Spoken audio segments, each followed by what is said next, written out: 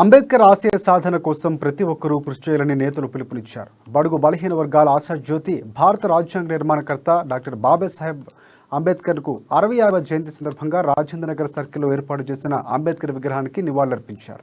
అంబేద్కర్ ఆశయాలను కొనసాగించాలని, అంబేద్కర్ రచించిన రాజ్యాంగమే మనకు స్వేచ్ఛ స్వాతంత్ర్యం కల్పించిందని తెలిపారు.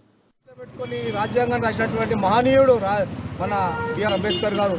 మరి ఆనాడు బడుగు బలహీన వర్గాలు ఎంతో ఇబ్బంది పడ్డ సమయంలో ఎడ్యుకేషన్కే కానివ్వండి, వ్యాపారం చేసుకోవాలన్నా, ఏం చేయాలనుకున్న కొంతమంది పెద్దలందరూ కూడా చాలా ఇబ్బంది జరిగిన పరిణామాలలో మరి అన్నాడు రాజ్యాంగం.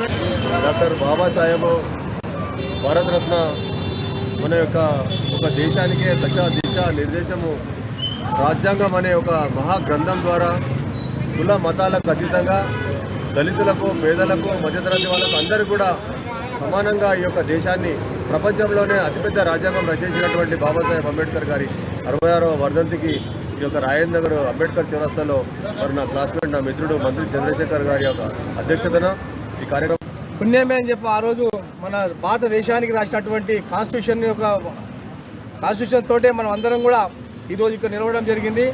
ఆనాడు